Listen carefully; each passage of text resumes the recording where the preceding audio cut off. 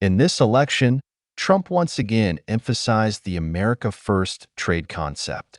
He claimed that he would rely on strong measures such as renegotiating trade agreements, imposing tariffs, and restricting foreign products to protect domestic industry, secure employment for American workers, and improve America's competitiveness in the global economy. Although this move has sparked controversy both domestically and internationally, he firmly believes it is a necessary means to achieve America First. This tough trade strategy was already evident during his previous term. For example, the Trump administration has taken decisive action in response to EU subsidies for Airbus, such as imposing tariffs to protect the domestic aviation industry. In the game against Huawei, Trump claims that Huawei threatens U.S. national security and has launched an all-out trade war and technology blockade. How does the United States actually operate these events? Although the details of the above events have not been disclosed, we may be able to gain some insight into the manipulation process behind such events from the book, The American Trap. The American Trap is a global bestseller written by Pierucci, a former executive at French energy giant Alstom, based on his personal experiences. In the book, Pierucci describes how he was indicted and arrested by the U.S. Department of Justice, how Alstom was forced by the U.S. to sell its core business to General Electric, and the enormous losses incurred in France's national interest as a result. As a senior executive at French energy giant Alstom, Pierucci had 22 years of rich experience in the energy industry. In 2013, his career took an unexpected turn. That year, the company sent him on a business trip to the United States, and his flight landed at John F. Kennedy International Airport in New York. Just inside the airport concourse, Pierucci was suddenly surrounded by several special agents from the Federal Bureau of Investigation and led away in handcuffs. At the time, he had no idea why he was about to experience such a turn of events. It turned out that he was wanted by the U.S. Department of Justice for his alleged involvement in a bribery case involving Alstom in Indonesia in 2003. This case occurred 10 years ago when Alstom had to bribe Indonesian government officials through intermediaries in order to win a bid for a power plant project in Indonesia. At the time, this was not an isolated case, as many multinational companies used similar means to win contracts.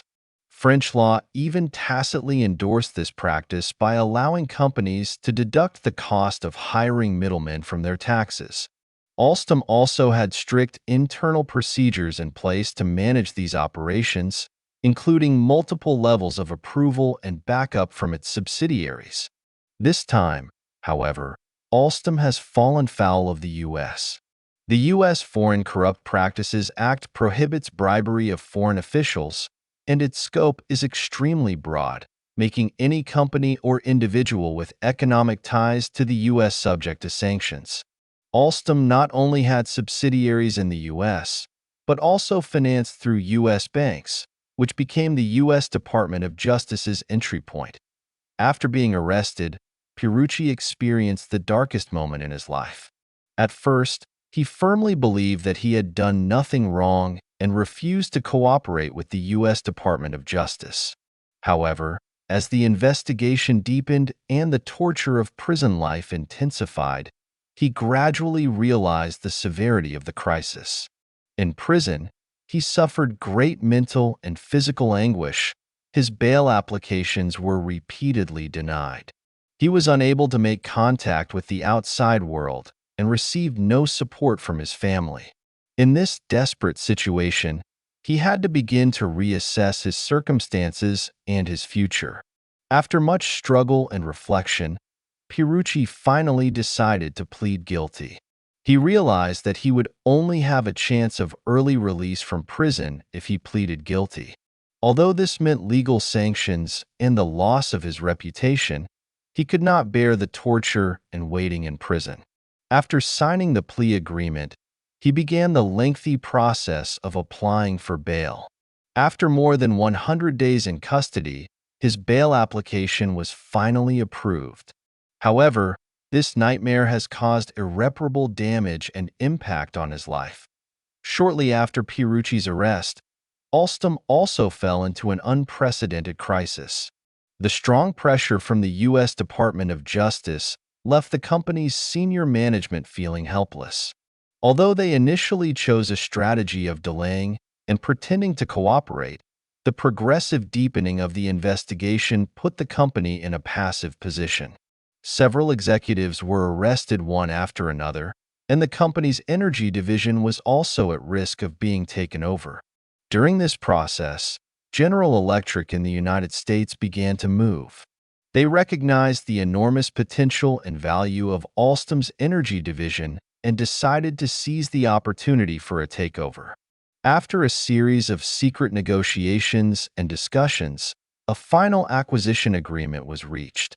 Alstom sold the majority of the shares in the energy division at a high price and received some financial compensation in return, but also lost control and market position in this important business area. In his book, Pierucci describes the subtle link between the takeover case and the investigation by the U.S. Department of Justice. He pointed out that the Justice Department's investigation and his arrest were essentially aimed at putting pressure on Alstom and forcing the company to compromise on the takeover. The takeover of Alstom's power supply division is not just the result of commercial competition, but a game of international politics and economic strategy. As an important industrial pillar in France, Alstom is closely linked to French interests. At the time, Alstom had several world firsts in the field of energy. It was widely known that out of 4 light bulbs in the world, one bulb had its energy source in Alstom technology. These achievements made another industry giant, the American General Electric Company, feel challenged. Moreover, Alstom's competitiveness in these commercial domains is closely linked to France's standing and impact on the global arena. However, France's competitiveness in these vital areas has been significantly undermined by the takeover of Alstom's power division. This has not only caused concerns and unease within the French government, but has also sparked widespread discussions domestically on energy security and industrial independence. Despite some within the French government attempting to block the deal, under strong pressure from the U.S. Department of Justice and careful planning by General Electric, they ultimately failed to do so. The American Trap is not only a memoir of personal experiences, but also a revelation of the harsh reality of international business competition. However, in today's era of global economic integration, can the America First self-protectionism truly bring long-lasting prosperity to the United States? Following Trump's imposition of a huge fine on Airbus, Europe immediately retaliated by imposing corresponding business taxes on the U.S.